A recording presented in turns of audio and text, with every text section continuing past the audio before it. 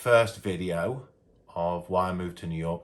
It wasn't really a video of why I moved. I suppose I gave a little background into what my life had been up to that point, but didn't go into the reason why. I fell in love with it, you know. I'd visited between 5 and 10 times,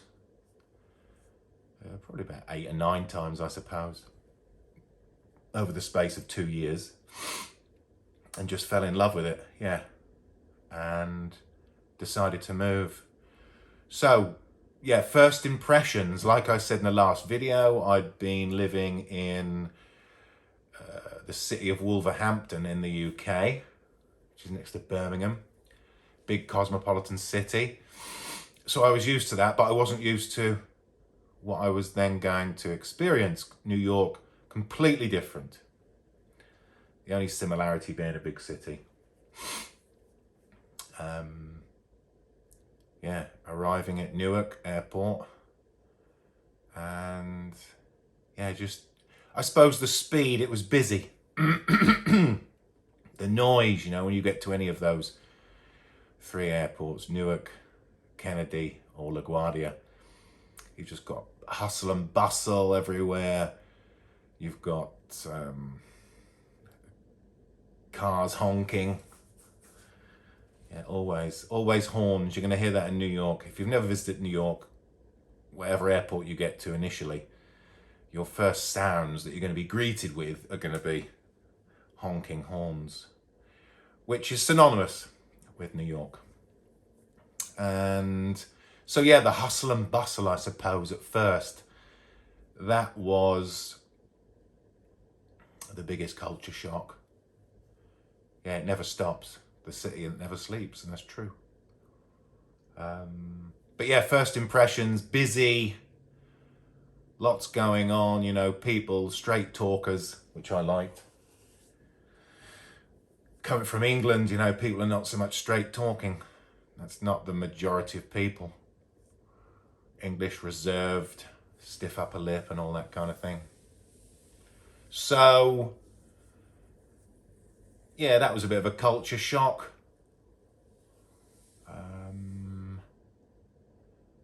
Obviously, I'd visited America many times up to that point. Portion sizes, that's something that, and I'll probably do another video on this. Portion sizes in a restaurant. You know, in the UK, you don't normally ask for a to-go box. Even if you did get a big portion, English people don't do that. And I'd got used to that over that period of time of visiting, so asking for a to-go box if you didn't eat it all, because you couldn't eat it all sometimes, just too big. And that's another story for another video. The portion sizes in America. Too big. Doesn't need to be that big. But that is how it works here. And I experience that now in Tulsa, Oklahoma, the same as I did in New York, where English portion size is a lot smaller, European portion size is a lot smaller. So you don't normally ask for that to-go box. I remember being in, there's an American-themed restaurant where I grew up. And where I grew up, like I said in the last video, was big oil and gas, when they found oil and gas in the North Sea in the late 60s. And this restaurant, I think, started maybe in the early 70s, 73, 74, so around when I was born, which really was to cater for all the Americans that were in that particular part of the country doing the oil and gas. And always big portions. We always went there as kids. It's a great restaurant. And I remember maybe 2017, 2018, went back to the UK, to where I grew up, and went to that restaurant with a friend, because we always used to go. And I couldn't eat it all, and I said, can I have a to-go box? And they were like, yeah, they just, you know, gave you one. And my friend sat there embarrassed. He said, what are you doing? And he said, oh yeah, I remember, that's what you're used to, isn't it? So, yeah, that's ingrained in American culture, whether you like it or not. But yeah, loud, everything's loud here, in your face. especially in New York, I'm talking about now. And yeah, I just loved it. I love the energy. Anyone that's been to Manhattan knows there's energy there. And I spoke to people again in the UK who have been to New York, because that's normally a tourist destination for a lot of Brits. And some people are like, nah, I don't like it. It's too loud. People are rude. It's not. It's just how they are. If you grew up in a town in the UK like I did, which was smallish, and you then go to London, which I did in my early 20s, that's the same contrast. It's a culture shock at first because you're not used to it. So you have to make your own mind up. And I've always been somebody that wanted to travel. I done a little bit of traveling, mid-20s. And then obviously started to travel to New York more and then moved here. But travel broadens the mind, as you know. And if you ever get a chance to travel, you should. The world's a small place. And you're just going to be so much more enriched from traveling. Wherever you travel to, you meet new people, you try new food, you experience different perspectives on life. And sometimes what you hold as a value or things that you think are important aren't so important when you see how other people in the world live.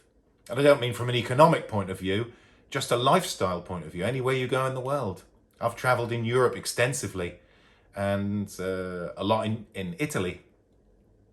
My wife lived there for a while. She studied at the University of Bologna. So we go to Italy regularly, or as regularly as possible. And the Italian, the European lifestyle as such, is all very similar.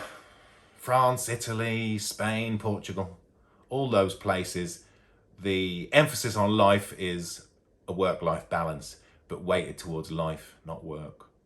Where in the UK and the US, that balance is more weighted towards work. So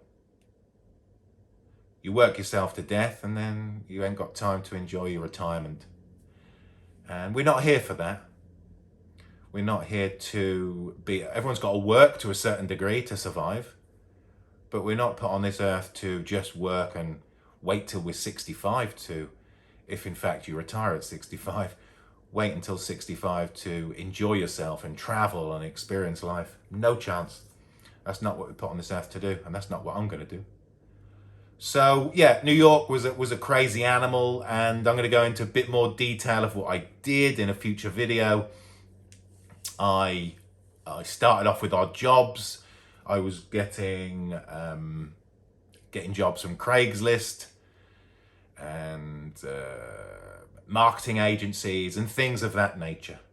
So I'll go into detail on that on a future video. But I hope you enjoyed watching. And as I continue on this journey of emigrating to the US, and particularly New York, and how my life evolved, how my life got better, and lots of different aspects to contrast the two, the UK and the US, and my life in the last 10 years to present day. So again, hope you enjoyed watching. Please hit the like button, please subscribe, please give me a thumbs up, all the usual YouTube stuff, and I'll see you in the next video.